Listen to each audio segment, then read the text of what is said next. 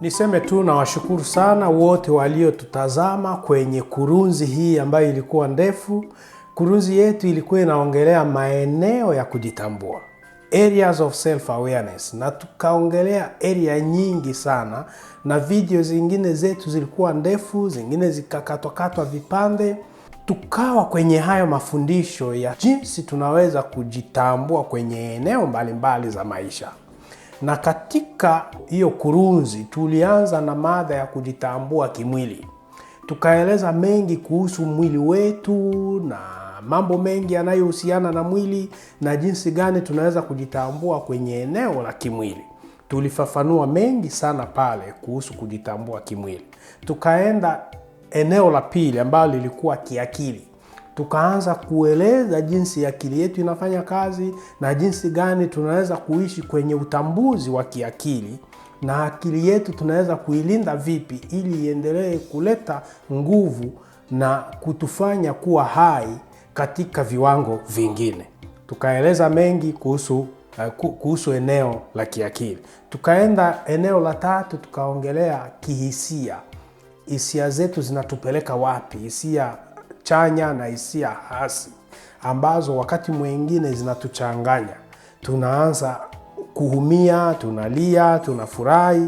Tukaeleza mengi kuhusiana na eneo la kihisia. Tulipotoka kwenye hisia, tukaongelea eneo la kiroho.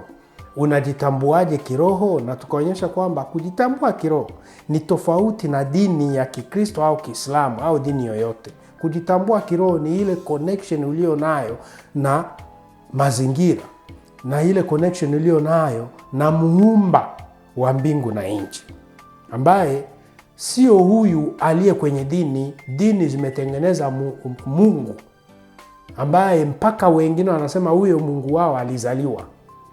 Na kama alizaliwa, yule aliyezaa Mungu ni nani? So unajikuta kwamba dini tu haiwezi kukusaidia kujitambua kiroho. Kujitambua kiroho kwako kunategemea na wewe kuanza kuelewa maisha ya wazazi wako, maisha ya mababu, kwenda hivyo mpaka juu. Hapo ndipo utaelewa muumba wa mbingu na nchi, na yeye pia ana hiyo sauti ndani yako inayokuunganisha na kule ulikotoka na ile damu inayozunguka kwenye maisha. Tulieleza mengi kuhusu kujitambua kiroho, na nafikiri hii video iliweza kugawanywa kwenye vipande vingi ili kutupa uelewa zaidi. Ukienda kwenye channel yetu utaipata hiyo video ya kujitambua kiroho. Tukaeleza baada ya hapo kujitambua kiafya. Tukaeleza mambo mengi kuhusu kujitambua kiafya na vitu ambavyo mtu anaweza kufanya ili kulinda afya yake iwe njema. Afya yako isiwe ya kuharibika na afya yako iendelee kuwa imara siku zote.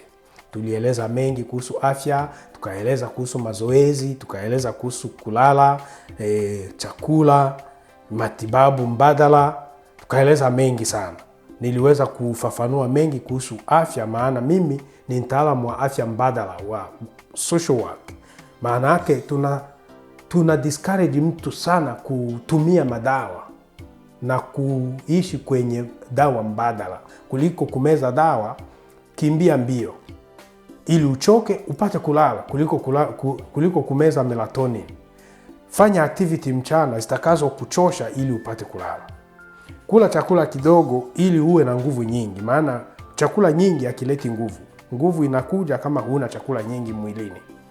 Tukaeleza mengi kuhusu afya, na hiyo video pia iko pale, imeeleza mengi kuhusu afya. Kutoka afya tulieleza eneo la kifedha. Eneo la kifedha pia lilikuwa ndefu.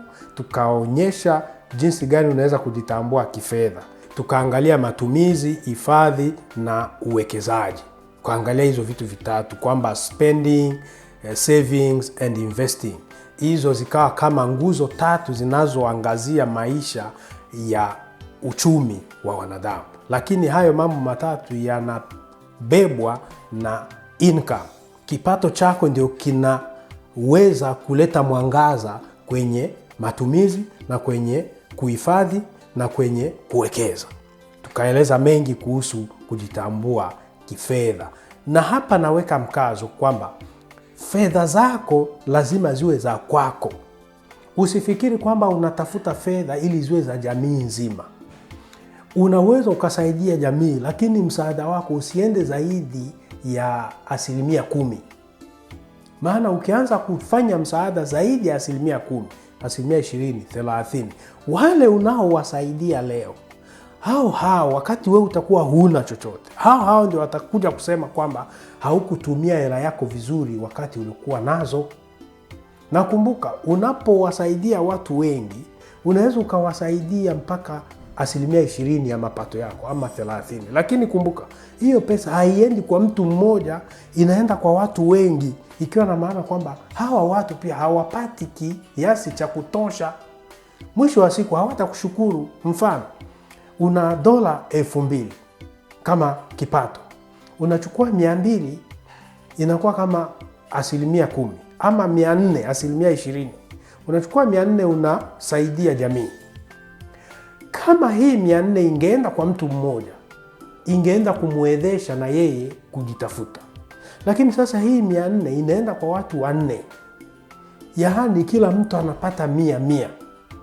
Huyo aliyepata 100 mwezi huu na mwezi ujao hatapata chochote, baada ya miaka 2-3 hata kushukuru, maana bado yeye anahesabu ulimpa 100 tu.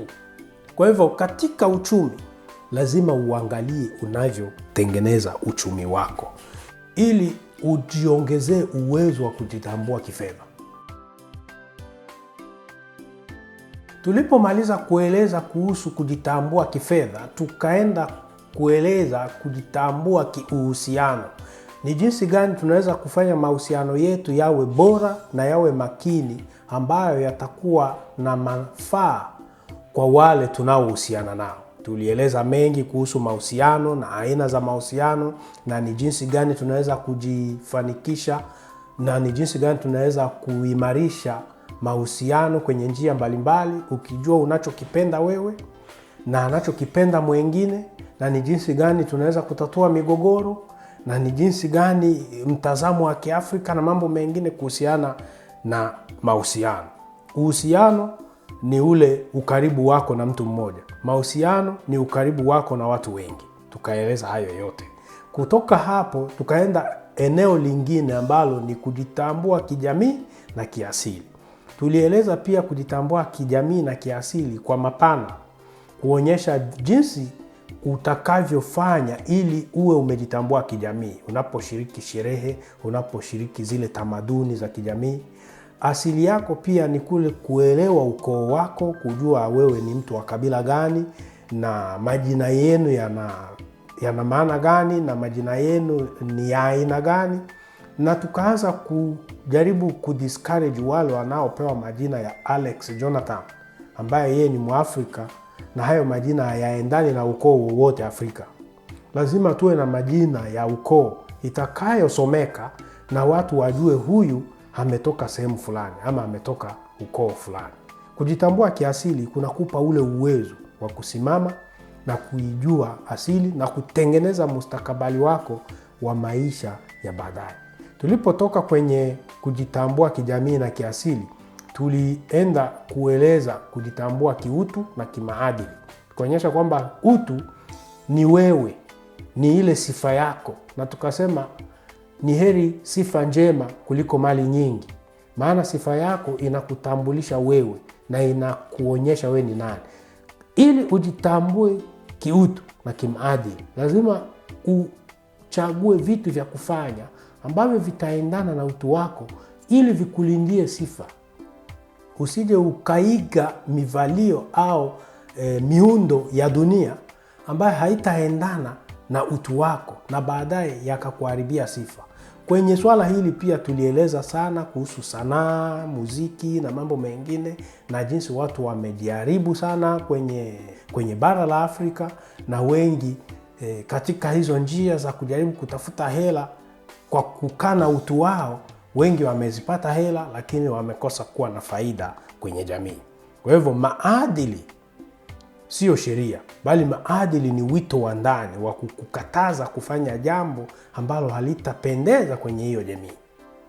Tulipotoka kwenye eneo la kiutu na kijamii, tulienda eneo la mwisho ambalo lilikuwa kielimu na kitaaluma.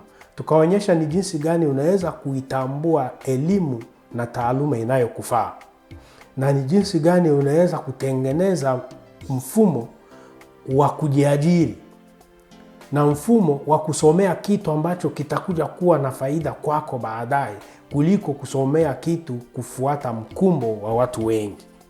Tulipoeleza haya maeneo 10, ndipo tulipomaliza kurunzi hii ya maeneo ya kujitambua, areas of self awareness.